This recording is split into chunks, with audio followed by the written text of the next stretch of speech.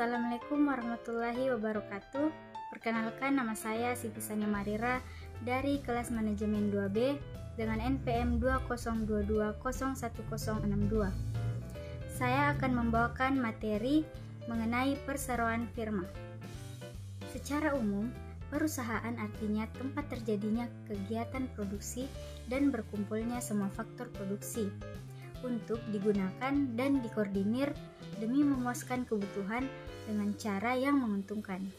Perusahaan terbagi menjadi 3 bagian, yaitu yang pertama, perusahaan perseorangan, yang kedua, perusahaan badan hukum, dan yang ketiga, perusahaan bukan badan hukum. Namun, firma termasuk dalam perusahaan, bukan badan hukum.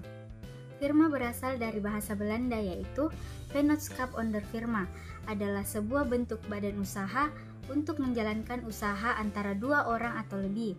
Dalam firma, semua anggota bertanggung jawab sepenuhnya, baik sendiri maupun bersama, terhadap utang-utang perusahaan kepada pihak lain. Syarat dan prosedur berdirinya perseroan firma.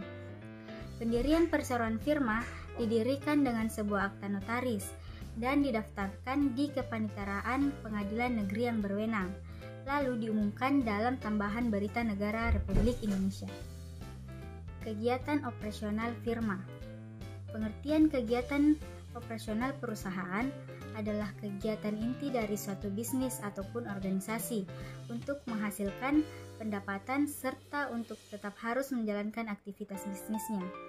Dan kegiatan operasional utama perusahaan adalah kegiatan inti atau fokus perusahaan di bidang tertentu yang bisa menghasilkan profit atau keuntungan.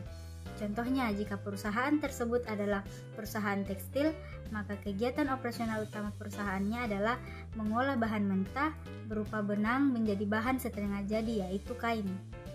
Kelebihan perseroan firma. Yang pertama yaitu jumlah modalnya lebih besar dibandingkan dengan badan usaha perseorangan. Badan usaha firma lebih mudah untuk memperluas usahanya. Yang kedua, kemampuan manajemen badan usaha firma lebih besar karena adanya pembagian kerja di antara para anggota. Dan yang ketiga, badan usaha firma tidak memerlukan akte, jadi pendiriannya relatif mudah. Yang keempat, relatif mudah dalam pendirian dan pembubaran. Yang kelima, suatu kesatuan usaha yang melaporkan pajak, bukan yang membayar pajak. Kekurangan perseroan firma. Yang pertama, tanggung jawab pemilik tidak terbatas terhadap seluruh utang perusahaan. Yang kedua, jika salah satu anggota membuat kerugian, maka kerugian tersebut juga ditanggung oleh anggota lainnya. Dan yang ketiga, kelangsungan hidup perusahaan tidak terjamin, sebab bila salah seorang anggota keluar, maka firma pun bubar. Yang keempat, utang usaha perusahaan ditanggung oleh kekayaan pribadi para anggota firma. Faktor yang menyebabkan suatu firma dibubarkan. Yang pertama, sistem perekonomian masyarakat atau negara tidak mendukung lagi adanya kegiatan usaha, seperti adanya Undang-Undang Dasar Pemerintah, sistem monopoli oleh perusahaan, dan sebagainya.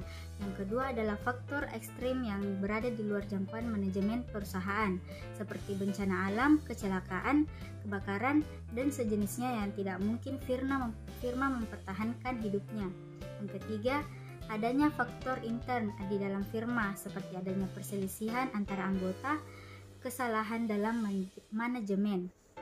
Kesimpulannya adalah firma merupakan sebuah bentuk badan usaha untuk menjalankan usaha antara 2 orang atau lebih dengan memakai nama bersama atau satu nama yang digunakan bersama untuk usahanya.